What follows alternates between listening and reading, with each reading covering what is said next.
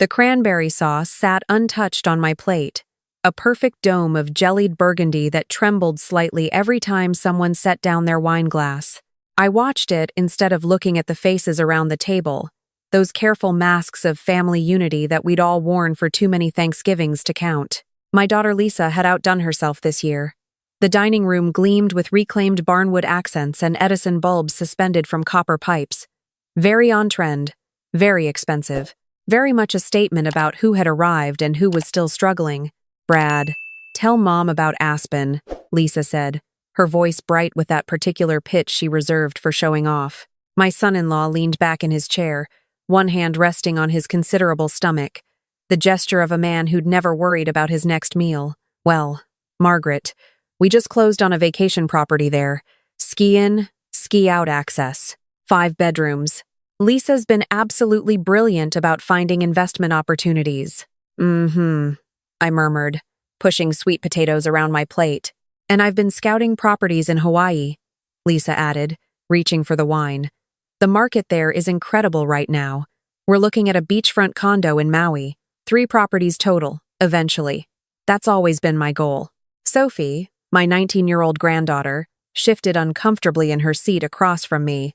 She'd been quiet all evening, picking at her food with the distracted air of someone who wanted to be anywhere but here. "That's wonderful, sweetheart," I said, "because that's what mothers are supposed to say." Brad cleared his throat.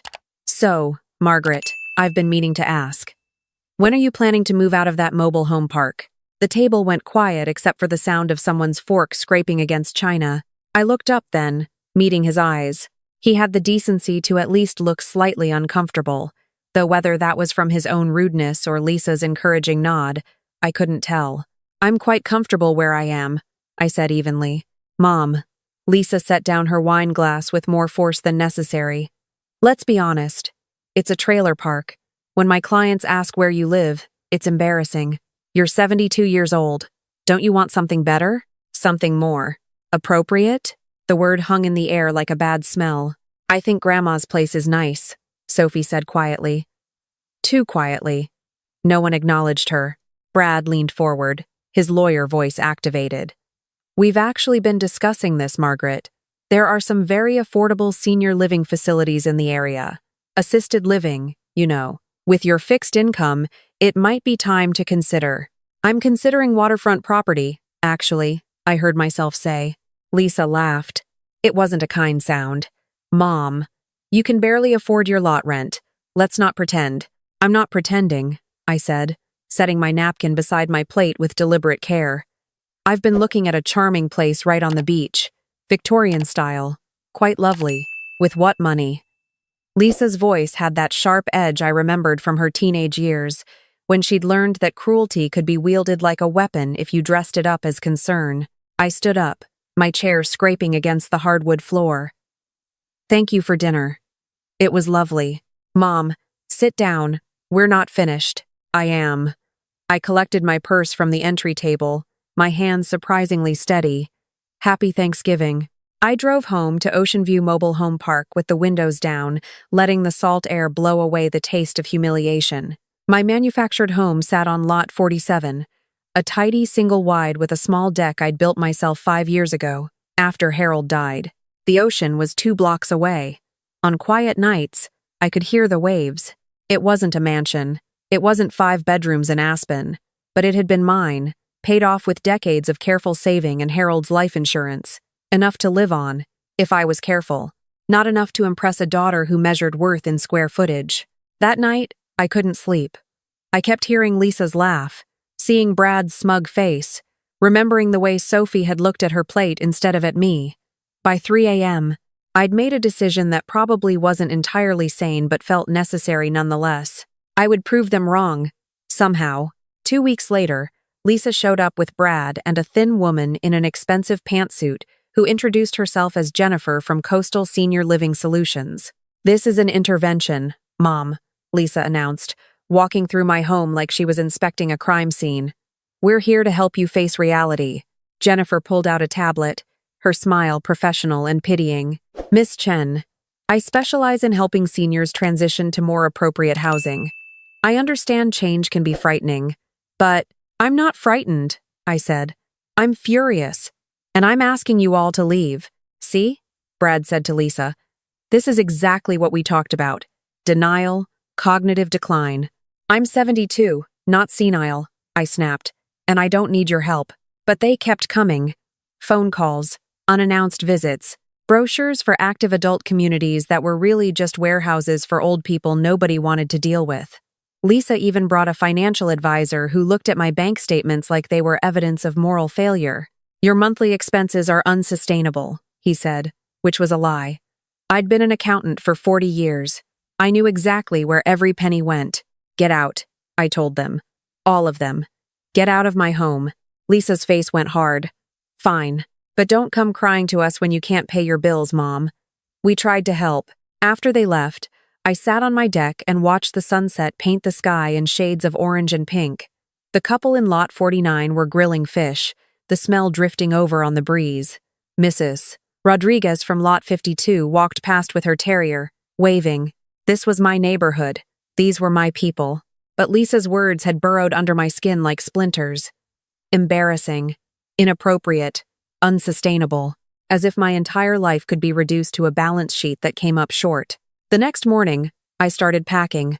I didn't tell Lisa. Didn't tell anyone except my neighbor Marcus, who agreed to forward my mail. I sold most of my furniture to other park residents. Kept only what fit in my Honda Civic. Then I drove along the coastal highway until I saw it. Patricia's by the Sea. A Victorian bed and breakfast perched on a cliff overlooking the Pacific. Painted butter yellow with white gingerbread trim, the kind of place that belonged on postcards. A help wanted sign hung crookedly in the window. The woman who answered the door was my age, maybe a few years younger, with steel gray hair pulled back in a braid and eyes the color of sea glass. Irish accent. Soft but unmistakable. I'm here about the job, I said. She looked at me for a long moment. You're a bit older than I usually hire. I'm a hard worker. I was an accountant for 4 decades. I can keep books, manage reservations, handle guest services. I'll work for room and board while I look for something more permanent. Something flickered across her face. Loneliness, maybe. Or recognition. I'm Patricia. Pat. Come in. The interior was all polished wood and lace curtains, slightly shabby but deeply charming. Photos covered the mantel. Pat with a dark-haired man who had her smile. My husband, Sean, she said, catching me looking. Gone 5 years now. Cancer. I'm sorry. I lost my Harold the same way. We looked at each other. 2 widows who'd learned to carry grief like luggage you couldn't quite put down. The job is yours, Pat said. I'll show you your room. I moved into the smallest bedroom on the 3rd floor, a dormer room with sloping ceilings and a window seat that overlooked the ocean. That first night, I sat on the window seat and cried. Not from sadness, exactly. From the sheer relief of choosing myself for once. The work was harder than I'd expected. Stripping beds, scrubbing bathrooms, hauling laundry up and down 3 flights of stairs. My back ached. My knees protested. But there was something deeply satisfying about the physical labor, the immediate results. Clean sheets, fresh flowers, happy guests. Pat was a generous teacher. Hospitality is an art, she'd say, showing me how to arrange pastries on a platter, how to anticipate what guests needed before they asked. It's about making people feel seen, valued. That's worth more than any fancy amenities. We fell into a rhythm. I'd handle the books and reservations in the morning, clean rooms in the afternoon, help Pat prepare breakfast before dawn. In the evenings, we'd sit on the wraparound porch with tea, watching the sun disappear into the Pacific. Why'd you leave? Pat asked one night. About a month in, I told her. All of it. The Thanksgiving dinner, the intervention, Lisa's embarrassment. Pat listened without interrupting, her face growing stormy. Your daughter's a fool, she said finally. You know what I see? A woman who worked hard her whole life, saved her money, lost her husband, and still had the courage to start over at 72. That's not embarrassing, Margaret. That's extraordinary. I felt something crack open in my chest. Some hard shell I'd been carrying since Harold died. Since before that, maybe. Thank you, I whispered. I mean it. Pat reached over and squeezed my hand. I have no children, no family left, really. Running this place alone has been. She trailed off. It's been lonely. You've been a blessing. 3 months into my stay, Pat collapsed while making scones. I found her on the kitchen floor, flour dusting her hair like snow. The diagnosis was pancreatic cancer. Stage 4. 6 months? Maybe less. I'm not doing treatment, Pat said from her hospital bed, her voice firm. Did that dance with Sean. Watched it destroy him piece by piece. I'd rather have 6 good months than 12 terrible ones. Then I'll help, I said. Whatever you need. We never discussed it explicitly, but something shifted. Pat handed over more responsibilities, showed me the account passwords, the vendor contacts, the quirks of the old Victorians' plumbing and heating systems. Guest reviews started mentioning the lovely Margaret who remembered their coffee preferences and asked about their grandchildren. I discovered I was good at this. Not just competent good. The hospitality, yes, but also the business side. I streamlined the booking system, renegotiated supplier contracts, started a modest social media presence. Occupancy increased. So did profits. You've got a gift, Pat said one afternoon, watching me charm a difficult guest into a better mood. Sean would have loved you. Would have probably tried to hire you away from accounting years ago. The cancer moved fast. By month 4, Pat needed help with everything. I bathed her, changed her sheets, crushed pills into applesauce when swallowing became difficult. Held her hand through the bad nights when pain medication wasn't enough. I've been thinking, she said one morning, her voice paper thin, about the B&B. Don't worry about it. Everything's running smoothly. I know it is. That's my point. She struggled to sit up, and I adjusted the pillows behind her. I've been to see my lawyer, Margaret. Changed my will. Pat, hush. Let me finish before I lose my nerve. She gripped my hand with surprising strength. I'm leaving you the B&B.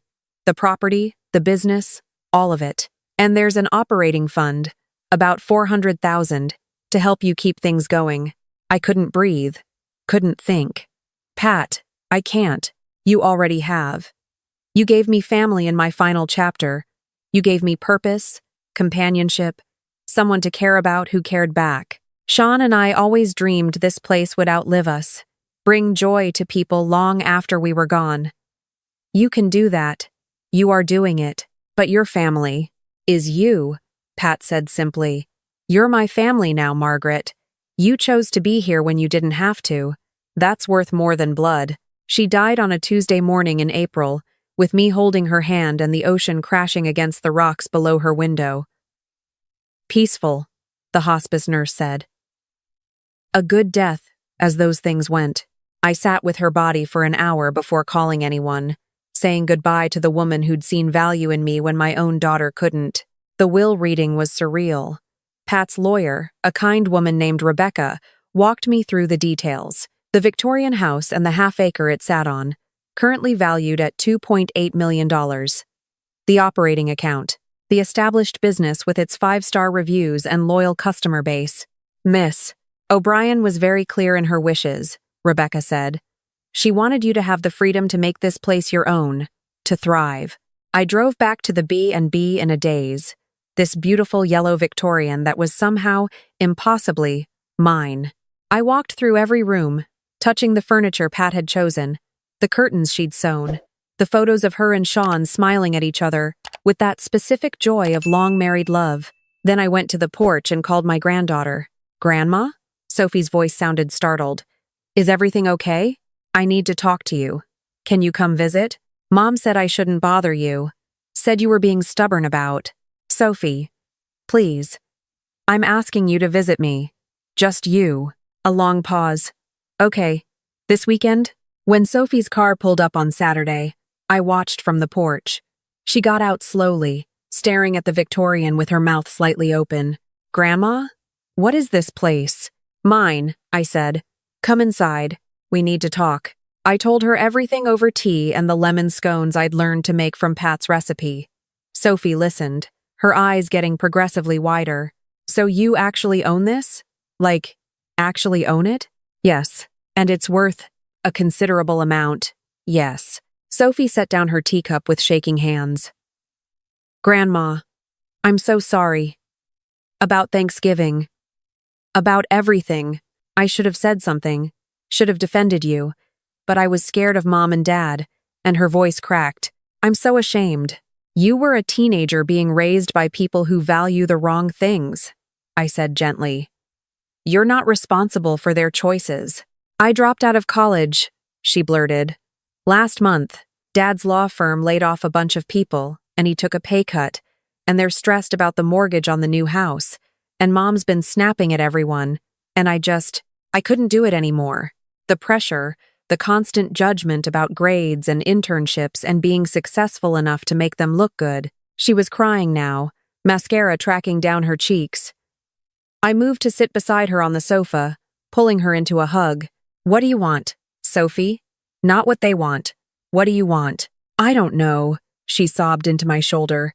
I just know I can't go back to that house. Can't keep pretending everything's perfect when it's all falling apart. I stroked her hair. This girl who'd been taught that love was conditional on achievement. You can stay here, live with me, work at the B&B while you figure things out. No pressure, no judgment, just space to breathe. She pulled back, eyes red-rimmed. Really? Really? Pat taught me that family is who shows up, who chooses to see you. You're choosing to be here. That makes you family. Sophie moved in the next week with 2 suitcases and a determination to prove herself. I put her in charge of the social media accounts, and within a month, our Instagram following had tripled. She had an eye for photography, for capturing the magic of the place sunrise over the ocean, steam rising from coffee cups on the porch, the way light filtered through lace curtains in the afternoon. Bookings increased. Reviews glowed. Sophie started managing the calendar, fielding inquiries, even suggesting small improvements that brought in younger guests without alienating our regulars. You're a natural, I told her one evening as we prepped rooms for a weekend rush. I learned from the best, she said, grinning. Both of you. Grandma Pat, and you. She'd started calling Pat that, talking about her like she'd known her. I'd shown Sophie all the photos, told her Pat's stories, made sure she understood the legacy we were honoring. It felt right, this chain of women teaching each other the value of hard work and chosen family. 2 months after Sophie moved in, Lisa called. Sophie says she's living with you. She is. Mom, we need to talk. This has gone on long enough. Your pride, this ridiculous rebellion. I'm not rebelling, Lisa. I'm living my life. In a bed and breakfast? Cleaning other people's toilets? That's not a life. That's what I choose to do with my days is none of your concern. Silence. Then, quietly, Brad lost his job. The firm dissolved. We're having trouble with the mortgage. Something in her voice, fear, maybe, or the beginnings of understanding, made me gentle my tone. I'm sorry to hear that. Can I come see you? Where you live? I thought about saying no, about making her grovel the way she'd expected me to grovel for scraps of her approval. But Pat's voice echoed in my head. Hospitality is about making people feel seen. Yes, I said. Come for tea. We have a lovely ocean view room available. Lisa arrived on a Tuesday afternoon, driving a Honda instead of the Range Rover she'd had at Thanksgiving. She stood in the driveway, staring at the Victorian the same way Sophie had. I met her at the door. She looked older somehow, worry lines etched deeper around her eyes. Hi, Mom. Lisa. Come in. I gave her the tour, the guest rooms, the kitchen, the wraparound porch, the office where I managed bookings and accounts. She followed silently, touching things carefully, like she was afraid they might disappear. Finally, on the porch, tea growing cold between us, she spoke. How? A friend. She left it to me when she died. Just like that? She just gave you a multi-million-dollar property? Not just like that. I worked for it, cared for her, showed up every day, chose to be present when it wasn't easy or comfortable. I met her eyes. Pat saw value in me that had nothing to do with my bank account or where I lived. She taught me that the things worth having aren't measured in square footage. Lisa's face crumpled. I was so awful to you. Yes, you were. I don't know why. Brad was always so focused on appearances, on having the right house in the right neighborhood. And somewhere along the way, I started believing that's what mattered. That if we had enough stuff, looked successful enough, we'd be happy. She laughed bitterly. And now we're losing all of it anyway. The Aspen place fell through. We had to sell the Hawaii condo before we even bought it. The mortgage on the house is killing us. I'm sorry, I said, and meant it. Are you? After how I treated you? You're my daughter. I love you even when I don't like you very much. That doesn't change. She started crying then, quietly, tears dripping into her untouched tea. I don't deserve that. I don't deserve any of this. Probably not, I agreed. But deserving isn't really the point, is it? The point is choosing to be better, to learn from our mistakes. We sat in silence for a while, watching the ocean. A pair of pelicans flew past, low over the water. Sophie seems happy, Lisa said finally. Really happy. I haven't seen her like that in years. She's finding herself. Without the pressure to perform or impress anyone. It's good for her. She won't answer my calls. Can you blame her? Lisa shook her head. No, I can't. She turned to face me. I'd like to try. To be better. To actually be your daughter instead of just someone who shares your DNA. I don't know if that's possible, but I'd like to try. I studied her face, looking for the little girl who used to bring me dandelions like they were roses, who'd believed her mother could fix anything with a kiss and a Band-Aid. She was still in there somewhere, buried under years of bad choices and worse priorities. Sophie handles our guest services, I said, but I could use help with concierge work, recommendations for local restaurants, activities, that sort of thing. Your real estate knowledge would be useful. It's part-time, pays hourly. Not much. Lisa's eyes widened. You'd hire me? On a trial basis. And you'd have to be kind. To guests. To Sophie. To yourself. No more measuring worth in dollar signs. I can do that. I want to do that. She started the following week. Tentative and overly formal. Like she was afraid of breaking something. Sophie was wary at first. But they found a rhythm. Working alongside each other without the toxic dynamic that had poisoned their relationship before. I watched them both learn what I'd learned from Pat, that showing up, being present, choosing to see the value in ordinary moments. That was the real work, the real success. One evening, 6 months after Lisa had started, the three of us sat on the porch watching the sunset. A family of 4 had just checked in, delighted with their room, already planning to come back next year. The revenue spreadsheet showed our best quarter yet. Sophie had just gotten accepted to an online business program she'd applied to on her own. No pressure, just genuine interest. I don't have 3 houses, I said quietly. I have 1 home, and it's enough. More than enough. Lisa reached over and squeezed my hand. It's perfect, Mom. Sophie leaned her head on my shoulder. Grandma Pat would be proud. I thought about Pat, about Harold, about all the ways I'd shrunk myself over the years to fit other people's expectations. Then I looked at this Victorian house, full of light and laughter and purpose, at my granddaughter, finding her confidence, at my daughter learning that wealth has nothing to do with assets and everything to do with who chooses to stay. Yes, I said. I think she would be. The ocean crashed against the rocks below, eternal and unconcerned with human dramas. Tomorrow there would be more guests to welcome, more rooms to prepare, more work to do. But tonight, there was tea and sunset, and family, the one I'd been born with and the one I'd chosen, all tangled together in something new and fragile and worth fighting for. I raised my teacup in a silent toast to Pat, to second chances, to the courage it takes to start over when everyone tells you it's too late. It's never too late. That's what I'd learned. It's never too late to choose dignity over comfort, to value character over possessions, to build something that matters from the rubble of other people's low expectations. The sun disappeared into the Pacific in a blaze of orange and gold, and I smiled. Not because everything was perfect, it wasn't, but because I'd finally learned the difference between a house and a home, between family by blood and family by choice, between existing and truly living.